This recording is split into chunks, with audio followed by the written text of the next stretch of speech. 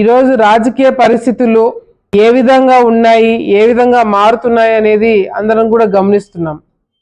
కానీ బాధాకరమైన విషయం ఏంటంటే ఈ రోజులలో మహిళలు అన్ని రంగాల్లో పోటాపడి గుర్తింపు తెచ్చుకోవాలంటే ఎంత కష్టపడాలా, ఎన్ని ఇబ్బందులు పడాలా, ఒక స్థాయికి రావాలంటే బాధలున్నా కష్టాలున్నా అన్ని కూడా భరించి ఈరోజు అన్ని రంగాల్లో కాంపిటేటివ్, ముఖ్యంగా రాజకీయాలు అనేది కంప్లీట్గా మేల్ డామినేటెడ్ ఫీల్డ్.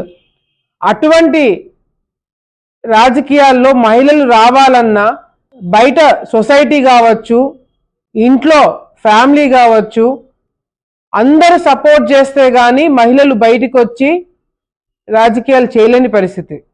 గతంలో మంత్రులుగా పనిచేసిన వాళ్ళు ఎన్నో సంవత్సరాల నుంచి రాజకీయ కుటుంబాలు వాళ్ళకి అవగాహన ఉంటుంది.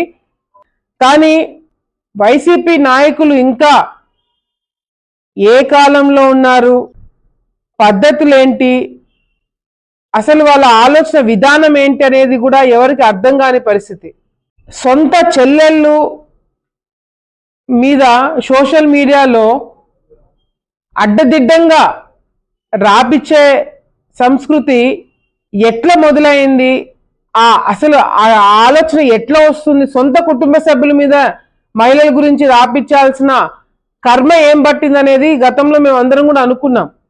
కానీ మొత్తం వైసీపీలో ఉన్న వాళ్ళందరి మనస్తత్వము, వాళ్ళ ఆలోచన విధానాలు, మహిళల పట్ల వాళ్ళకున్న ఆలోచనలు చూస్తుంటే అసలు వైసీపీ నాయకులు రాజకీయాల్లో ఉండడము సొసైటీకే మంచిది కాదేమో అని అనిపిస్తుంది.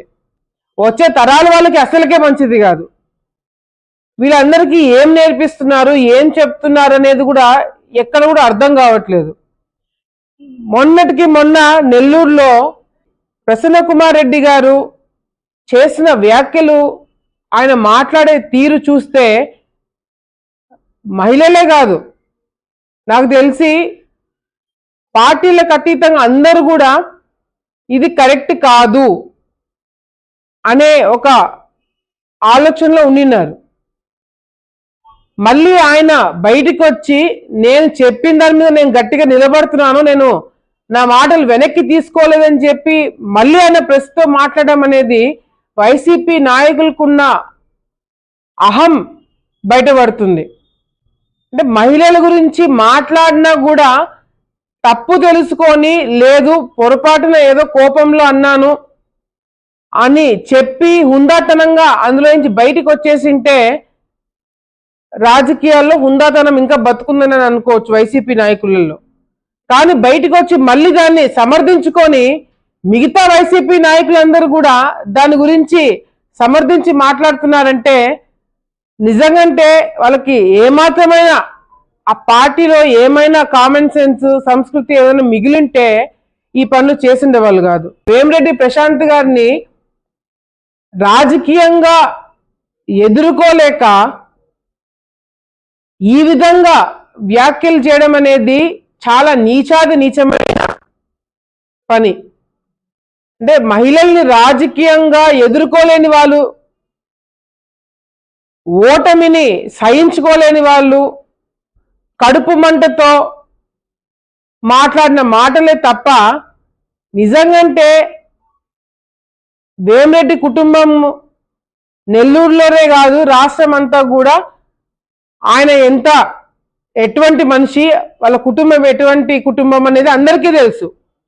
గతంలో వీళ్ళు వైసీపీలో ఉన్నప్పుడు ఆకాశానికి ఎత్తేసి వాళ్ళకి పాలాభిషేకాలు చేసి పూలదండలు వేసిన వాళ్ళు తెలుగుదేశం పార్టీలోకి రాగానే ఈ విధంగా మాట్లాడడం అనేది ఏం సంస్కృతి అని చెప్పి ఈరోజు నేను వైసీపీ నాయకులను ప్రశ్నిస్తున్నాం.